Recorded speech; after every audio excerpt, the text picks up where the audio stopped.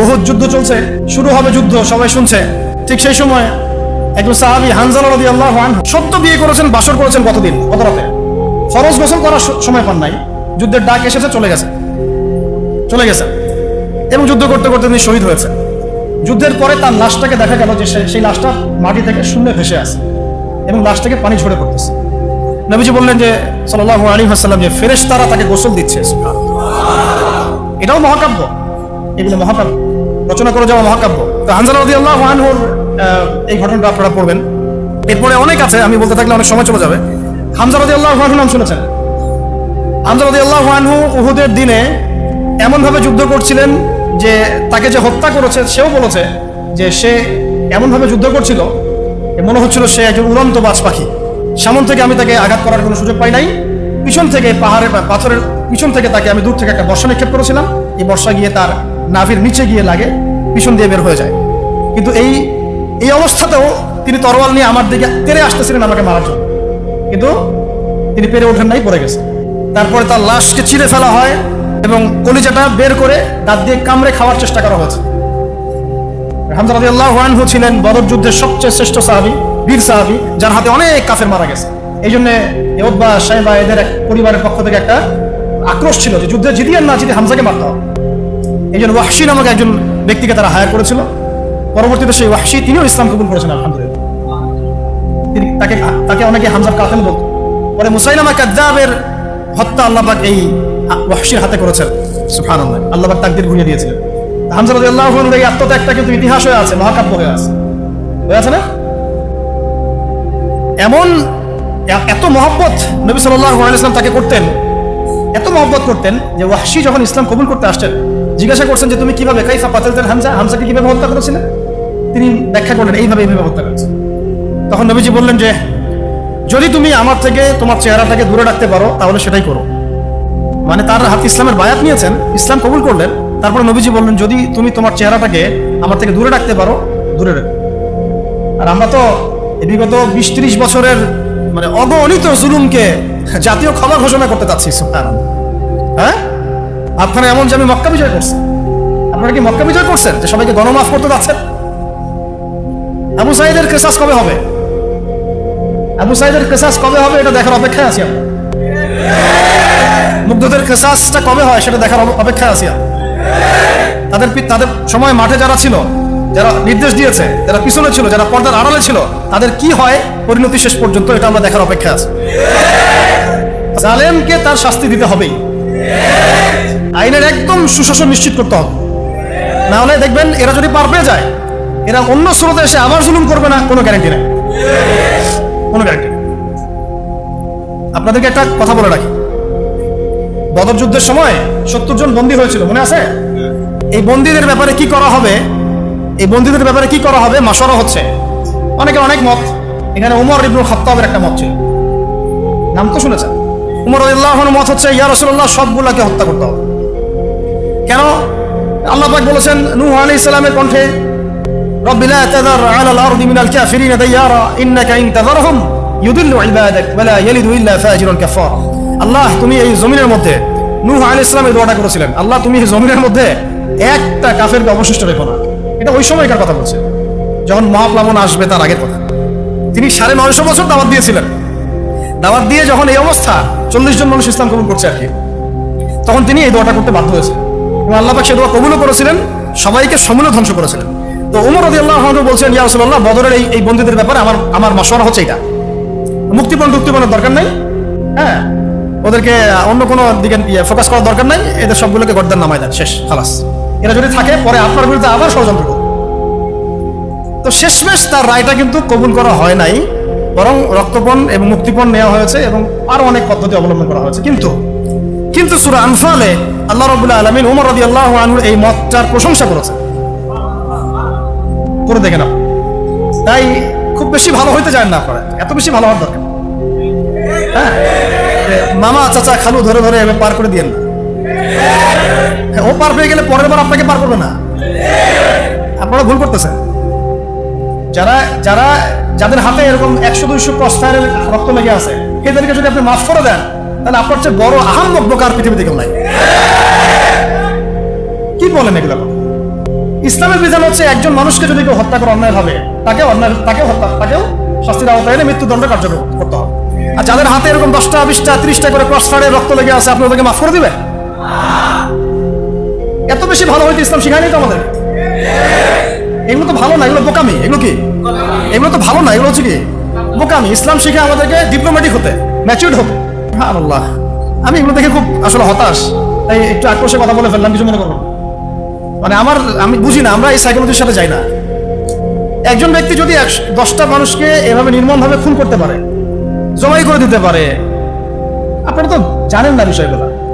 মানে একটা রুমে গিয়ে একদম বেদর পিঠে একজনকে হাত পা ভেঙে দিয়ে পরে পাশের রুমে এসে ভিডিও গেমস খেলতেছে, পাবজি ভিডিও গেমস খেলতেছে। এই মানুষগুলোকে আপনি যদি মাফ করে দেন, তাহলে তো আসলেই বলবো যে আপনার চেয়ে বড় আহাম্মক আর গর্দভ আর কি বলবো, কি শব্দ ইউজ করবো, আপনার চেয়ে মানে জাতির প্রতারক, জাতীয় প্রতারক আর কেউ নাই। আপনাদের মানে যদি এরকম কেউ করেন, তাহলে জাতির রিপ্রেজেন্টেটিভ হওয়ার যোগ্যতাই নেই আপনাদের। আমার কথা মাইন্ড করেন না, আমি খোলামেলা কথা বলে দিলাম। কারণ এখন সব কথা কিছু কথা খোলামেলা আপনাদেরকে বলতে হবে, নাহলে অনেক কথা ইনসাফ হবে না। ইনসাফ করতে হবে, আল্লাহ পাক আমাদেরকে বড় তৌফিক দান করে দেন। আর 2-4টা বলে শেষ করছি। আপনাদেরকে একজন সাহাবীর নাম বলি, তালহা রাদিয়াল্লাহু আনহু। কি নাম? উহুদ যুদ্ধের দিন আল্লাহ নবী সাল্লাল্লাহু আলাইহি ওয়াসাল্লাম কিন্তু একটু বিপর্যয়ের মধ্যে পড়েছিলেন, মনে আছে? চারদিক থেকে তাকে আক্রমণ করা হয়েছে।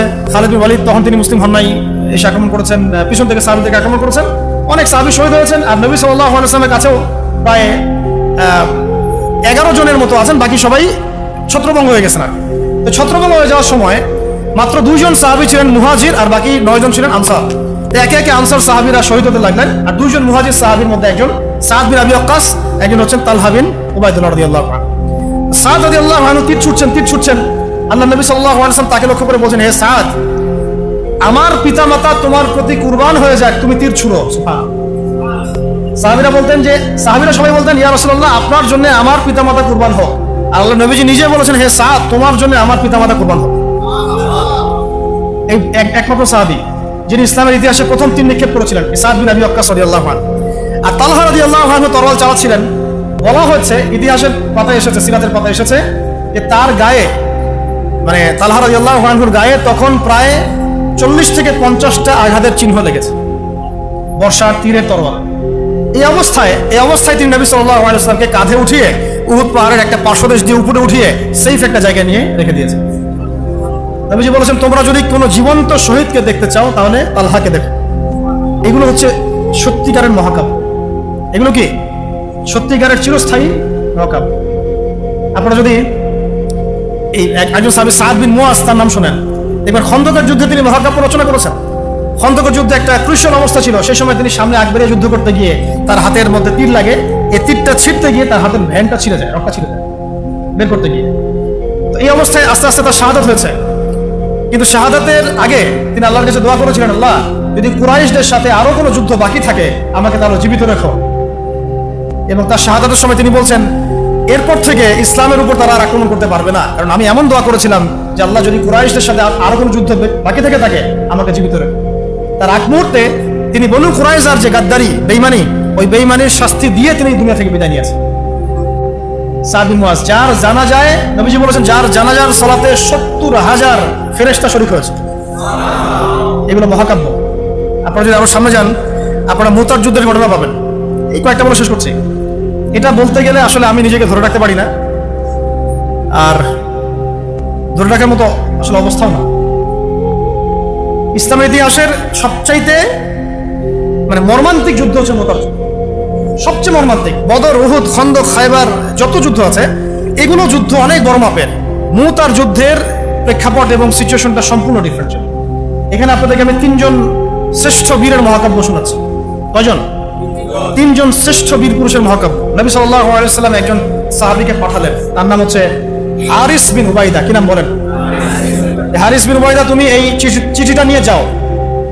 এটা তো মদিনা রাষ্ট্র কায়েম হওয়ার পরের কথা, একদম নবম হিজরতের 8ম বছরের দিকের কথা আর কি। তখন ততদিন হুদাইবিয়ার সন্ধিও হয়ে গেছে এবং কাজা উমরা আদায় হয়ে গেছে এবং খায়বার যুদ্ধ জয় হয়ে গেছে।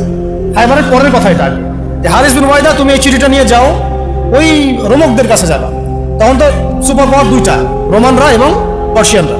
তো এখনকার ওই যে এই কন্টিনেন্টের ন্যাটো আর ওই কন্টিনেন্টের চায়না রাশিয়ার মতো জেনে পারতেছে।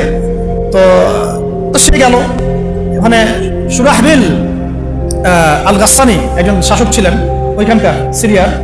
সে ওই চিঠিটা দেখে বলতেছে যে আচ্ছা ঠিক আছে বসো, দেখি কি করা যায়।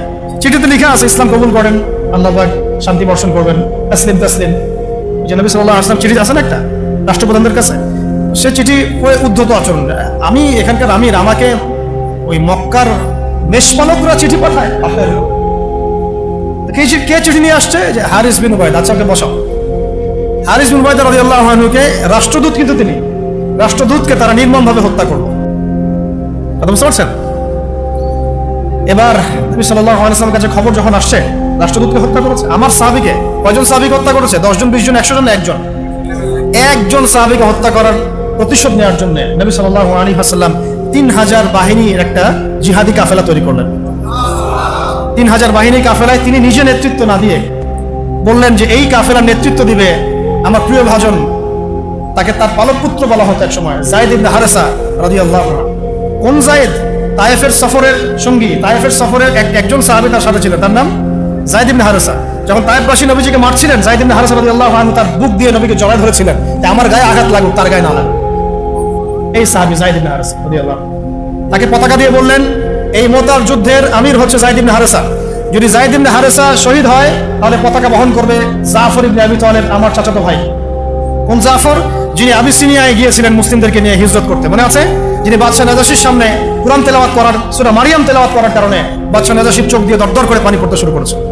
ওই বাদশাহ নাজাশিও পরে ইসলাম কবুল করেছে, আলহামদুলিল্লাহ। জাফর রাদিয়াল্লাহু আনহু পতাকা বহন করবে যদি যায়েদ ইবনে হারেসা শহীদ হয়। এরপরে যদি জাফরও শহীদ হয়, পতাকা বহন করবে আমার আরেক প্রিয় ভাজন সাহাবী আব্দুল্লাহ বিন রাওয়াহা রাদিয়াল্লাহু আনহু। আব্দুল্লাহ বিন রাওয়াহা রাদিয়াল্লাহু আনহু, যাকে যে কোনো মুহূর্তে যদি বলতেন ইসলাম নিয়ে একটা শের বলেন, একটা কবিতা বলেন, ইনস্ট্যান্ট তিনি শের বলে ফেলতে পারতেন। এত সুন্দর, এত উন্নত কাব্য প্রতিভা ছিল তার মধ্যে। এই নষ্ট সংস্কৃতি না, তাদের সংস্কৃতি ছিল একেবারে খাঁটি তাওহীদের সংস্কৃতি। এমনকি কাবা তাওয়াফ করছেন তিনি, তখন কাবা তাওয়াফ করছেন বিদায় গাজা উমরা আদায় করার সময় নবীর সামনের সামনে তিনি ঘুরছেন এবং আবৃত্তি করছিলেন একটা কবিতা কাফেরদেরকে আঘাত করার জন্য। এই কাফেররা দেখো, তোমরা যাকে বের করে দিয়েছিলে তিনি আজকে সসম্মানে এখানে ঘুরতেছে। ওমর রাদিয়াল্লাহু আনহু বলছিলেন যে কাবা তাওয়াফ করার সময় তুমি এগুলো বলছো? নবীজি বলেন ওকে ছেড়ে দাও, সে এমন বাক্য তিলাওয়াত করতেছে, মানে এমন বাক্য সে চয়ন করেছে যেগুলো কাফের অন্তরে বর্ষার চাইতেও বেশি বিদ্ধ হচ্ছে, তাকে বলতে দাও। এই হলো আব্দুল্লাহ বিন রাওয়াহা রাদিয়াল্লাহু আনহু, নবীজির অত্যন্ত প্রিয় ভাজন স্যার। আব্দুল্লাহ বিন রাওয়াহা যদি শহীদ হয় তাহলে তোমরা তোমাদের মধ্যে থেকে একজনকে আমির নিযুক্ত করে নিও। সাহাবীরা বুঝে ফেললেন এই সফরে আমরা 3 জনই শহীদ হতে যাচ্ছি, কারণ একটা সফরে কখনো 3 জন আমিরের প্রয়োজন হয় না, হয় না। এবার তারা গেলেন, তারা কখনো আশাও করেন নাই ওখানে যা দেখবেন। ওখানে গিয়ে দেখলেন যে 1 লক্ষ রোমান সৈন্য সামনে এসে দাঁড়িয়েছে। কত লক্ষ? এবং একেবারে ফুল প্রশিক্ষিত, একদম ফুল আর্মড ফোর্স। আর এর সাথে তাদের সাহায্যকারী দলেও আছে আরো 1 লক্ষ সৈন্য। মোট কয় লক্ষ? এদিকে কতজন? যুদ্ধ হওয়া সম্ভব? আসলে কি সম্ভব? সম্ভব না। যুদ্ধ কিন্তু সম্ভব না। আমরা তো আগে সংখ্যা গরিষ্ঠ হওয়ার কথা চিন্তা করি। কোন যুদ্ধে ইসলাম সংখ্যা গরিষ্ঠতা দিয়ে জিতে নাই। ইসলাম জিতেছে ঈমানের বদৌলতে, শুধু ঈমানের বদৌলতে। আমরা সংখ্যা দিয়ে কখনো বিজয় লাভ করতে পারি নাই। এখন এবার সাহাবীরা মাশওয়ারা করতেছেন রাত্রেবেলা, আমরা কি করব? কালকে যুদ্ধ করব, নাকি মদিনায় ফিরে যাব, নাকি রাসূলকে খবর পাঠাবো, নাকি কোনো বিকল্প ফোর্স নিয়ে আসার ব্যবস্থা করব, কি করব? তখন সাহাবী ওই যে বললো আব্দুল্লাহ বিন রাওয়াহা রাদিয়াল্লাহু আনহু দাঁড়ালেন। তরুণ সাহাবী, আপনাদের কি বলছেন? তরুণ সাহাবী দাঁড়িয়ে বলছেন যে হে আমার ভাইরা, আমরা এখানে কি জন্য এসেছি? হয় আমরা এই যুদ্ধ করব, শহীদ হব, না হলে আমরা গাজী হব। আর আপনারা যে বিষয়টাকে ভয় করছেন আসলে কিন্তু আমরা সেটা পাওয়ার জন্যই এসেছি, তার নাম শাহাদাত। আপনারা যেটাকে ভয় করছেন যে আমরা এখানে গেলে মারা যাবো, ওটার জন্যই তো আমরা এত দূরে এসেছি। আমরা গাজী হই অথবা শহীদ হই, আমাদের জন্য আজর আল্লাহর কাছে লিখে থাকে। তো তার এই মানে এমন ঈমানদীপ্ত ছিল ভাষণটা, আমি তো ওটা বলতে পারলাম না, আরবিতে তিনি বলেছেন। এতে মানে উৎফুল্ল হয়ে বা ইন্সপায়ার্ড হয়ে সাহাবীরা আর দ্বিতীয়বার ভাবলেন না, ঠিক আছে কাল তো যুদ্ধ হবে। এবার পরের দিন যুদ্ধ শুরু। এটা কি সম্ভব যুদ্ধ? প্রথমে যায়েদ ইবনে হারেসা রাদিয়াল্লাহু আনহু পতাকা নিয়ে ঘোড়া ছোটা আগায় যাচ্ছেন এবং একটা আঘাতের পিছন থেকে করার সাহস হচ্ছে না তাদের, সব আঘাত তারা সামনে থেকে করছে। এক পর্যায়ে যায়েদ রাদিয়াল্লাহু আনহুর এই মানে গায়ের মধ্যে তারা বর্ষা নিক্ষেপ করে। বর্ষা তো আগেকার বড় বড় বল্লম বর্ষা ছিল, এবং একটা বর্ষা তার গায়ে যখন লাগে তিনি পড়ে যান, এবং এই অবস্থা আস্তে আস্তে তার শাহাদাত হয়। পতাকা পড়তে দেন নাই, পতাকা নিয়ে নিয়েছেন জাফর ইবনে আবি তালিব রাদিয়াল্লাহু আনহু হাতে, এবং জাফর রাদিয়াল্লাহু আনহু যুদ্ধ করতে থাকেন, এত বীর বিক্রমে যুদ্ধ করতে থাকেন যে এক পর্যায়ে তিনি তার নিজের কালো এবং লাল ডোরাকাটা ঘোড়া ছিল, সেই ঘোড়ার পা নিজেই কেটে ফেলেন, যে আমার যেন পালিয়ে যাওয়ার মন না উঠে ঘোড়া যেন, তারা যেন আমার ঘোড়া ইউজ করতে না পারে। সাহাবীরা বলছেন তার শাহাদাতের পরে তার বডির মধ্যে আমরা এরকম 50টা থেকে 60টা এরকম আঘাতের দাগ দেখেছি, একটাও দেহের পিছনে ছিল না, সব সামনে ছিল। যুদ্ধ করতে করতে এক পর্যায়ে তার ডান হাতটা কেটে পড়ে যায়, এরপরে তিনি বাম হাতে পতাকা উঠায় নেন, কাফেররা বাম হাতটাও কেটে ফেলে। এরপরে তিনি বুকের সাথে পতাকাটাকে এইভাবে জড়িয়ে রাখেন, বুকের সাথে পতাকাটাকে এইভাবে জড়িয়ে রাখেন, পতাকা পড়তে দেন নাই। একজন রোমান সৈন্য তাকে আঘাত করে এবং তার দেহটা দ্বিখণ্ডিত হল। এই খবর নবী সাল্লাল্লাহু আলাইহি ওয়াসাল্লাম ওই মদিনায় বসে বসেই পাচ্ছিলেন। তিনি বললেন এই মাত্র যায়েদ শহীদ হলো, এই মাত্র জাফর শহীদ হলো। একটু তিনি কান্নার ভাব চলে আসলো, একটু পরে নবীজি হেসে দিলেন। সাহাবীরা বলছেন আপনি হাসছেন কেন ইয়া রাসূলুল্লাহ? তিনি বলছেন যে জাফর এর ডান হাত প্রথমে কেটে গেছে, তারপর বাম হাত কেটে গেছে। আল্লাহ রাব্বুল আলামিন তাকে এই দুইটা কাটা হাতের বিনিময়ে জান্নাতে দুইটা বড় বড় পাখা দিয়েছে। এটা দিয়ে তিনি জান্নাতে ঘুরে বেড়াচ্ছেন আর ফল খাচ্ছেন। তার নাম হয়ে গেল জাফর আত-তাইয়ার, জাফর আত-তাইয়ার পাহাওয়ালা। এরপরে পতাকা হাতে নিলেন সেই আব্দুল্লাহ বিন রাওয়াহা রাদিয়াল্লাহু আনহু, তিনিও তো বীর বিক্রমে যুদ্ধ করতে লাগলেন। এক পর্যায়ে তিনি একটু কান্না করেছিলেন। সাহাবীরা বলছেন আপনি কি ভয় কান্না করতেছেন? জি না, আমি ভয় কান্না করছি না, বরং কোরআনের একটা আয়াত আমার মাথায় আসছে বলে আমি কান্না করছি। সে আয়াতটা ছিল সূরা মারিয়ামের মধ্যে, ওয়া ইম মিনকুম ইল্লা ওয়ারিদুহা কানা আলা রাব্বিকা হাতমান মাকদিয়া, একটা আয়াত আছে কোরআনে সূরা মারিয়াম। এটা হচ্ছে আপনার রবের একেবারে একটা চিরনির্ধারিত একটা বিষয়, যে তোমাদের সবাইকে, আমরা বলছি ওয়া ইম মিনকুম ইল্লা ওয়ারিদুহা কানা আলা রাব্বিকা হাতমান মাকদিয়া, মানে তোমাদের সবাইকেই আবশ্যিকভাবে ম্যান্ডেটরি ভাবে এই জান্নাত জাহান্নামের উপর অবস্থিত এই পুল সিরাত পার হতেই হবে। এটা তোমার রবের একটা প্রাচীন একটা মানে স্টেটমেন্ট, এটা তোমাকে করতেই হবে, সবাইকে করতে হবে। এই আয়াতটা মনে হয় আমার কান্না আসতেছে। একজন তাকে একটা হাড্ডিওয়ালা গোশত এনে দিয়েছিল, তিনি সেই গোশতটা খাওয়ার জন্য চেষ্টা করছিলেন, পরে একটা কামড় দিয়ে ফেলে দিয়েছেন। তারপরে তিনি ছুটলেন যুদ্ধ করার জন্য, এবং ওই সময় একটা কবিতা আবৃত্তি করেছেন, যে আমার মন, হে আমার মন, তোমার নফস হয়তো চাচ্ছে, তুমি হয়তো চাচ্ছ এখান থেকে পালিয়ে যাওয়ার জন্য, জেনে রাখো সামনে তুমি যা দেখছো এর পিছনে আছে জান্নাত। শেষমেশ কি জীবন দেখেন, কি ব্যক্তিত্ব, কি ক্যারেক্টার, কেমন গায়রত, কেমন ইজ্জত, কেমন সম্মান, কি জীবন। এরপরে তিনিও শহীদ হলেন, পতাকা হাতে তুলে নিলেন আল্লাহর বীর খালিদ বিন ওয়ালিদ রাদিয়াল্লাহু, তাকে পতাকা দেওয়া। তিনি কিন্তু নতুন মুসলিম হয়েছেন। উহুদের যুদ্ধের যে ক্রাইসিস, এটা কিন্তু তার হাতে। গাজা আমরা আদায় করতে গিয়ে নবীজি চিঠি লিখে দিয়েছেন, ছোট্ট করে একটা, একজনের দ্বারা লিখিয়েছেন যে খালিদকে চিঠিটা পৌঁছে দিও। ওখানে লেখা আছে, খালিদ তুমি যদি কাফেরদের পক্ষ অবলম্বন না করে মুসলিমদের পক্ষ নিতা কতই না ভালো। ঠিক আছে, এই একটা লিখা একটা চিঠি খালিদ রাদিয়াল্লাহু আনহু একবারে কলিজাটা কাঁপায় ফেলছে। তিনি মক্কা থেকে মদিনায় গিয়ে নিজে ইসলাম কবুল করে আসছেন, এবং নবী সাল্লাল্লাহু আলাইহি ওয়াসাল্লাম তাকে কিন্তু আন্ডারএস্টিমেট করেন নাই। তার হাতে উল্টা তরোয়াল উঠাই দিয়ে বলছেন যে আজকে থেকে এই তরোয়াল তোমার, এবং তোমার নাম হচ্ছে সাইফুল্লাহ, তুমি আল্লাহর তরবারি। এরপর থেকে তিনি প্রায় 80-90টা যুদ্ধ করেছেন, সবগুলোতে জয়লাভ করেছেন। ওই খালিদ রাদিয়াল্লাহু আনহু পতাকা তুলে নেন মোতার যুদ্ধে। তারপরে সিরাতের মধ্যে আসছে, তিনি বলছেন নিজের ভাষায় যে ওই দিন আমার হাতে 9টা তরোয়াল ভেঙে গেছে। যুদ্ধ করতে করতে করতে করতে ওই দিন আমার হাতে 9টা তরোয়াল ভেঙে গেছে। তিনি ছিলেন যুদ্ধ কৌশল অত্যন্ত পারদর্শী, ঘুটে হেঁটে কোনো কাজ করতেন, অনেক পারদর্শী। তিনি ডানের সৈন্যকে বামে নিয়ে আসছেন, বামেরটাকে ডানে নিয়ে গেছেন, সামনেটাকে পিছনে নিয়ে আসছেন, পিছনেটাকে সামনে নিয়েছেন। বর্ষা যারা ছিল তাদেরকে পিছনে নিয়ে আসছেন, তীরন্দাজদেরকে সামনে দিয়েছেন, মানে ওদেরকে ভেবা চাকা খাওয়াই দিয়েছেন, যে ওরা মনে করতেছে এরা মনে হয় অনেক, হ্যাঁ এরা মনে হয় আরো বিকল্প ফোর্স নিয়ে আসছে মনে হয়। ওরা আস্তে আস্তে পিছনের দিকে যাওয়া শুরু করতেছে, আর এদিকে মুসলিমরা একটু একটু করে সেফ জোনে আসার চেষ্টা করতেছে পিছনের দিকে। ওরা ভাবতেছে পিছনের সামনে যদি আগাই হয়তো পিছন থেকে ওরা আরো সৈন্য নিয়ে আসছে, আমাদেরকে আক্রমণ।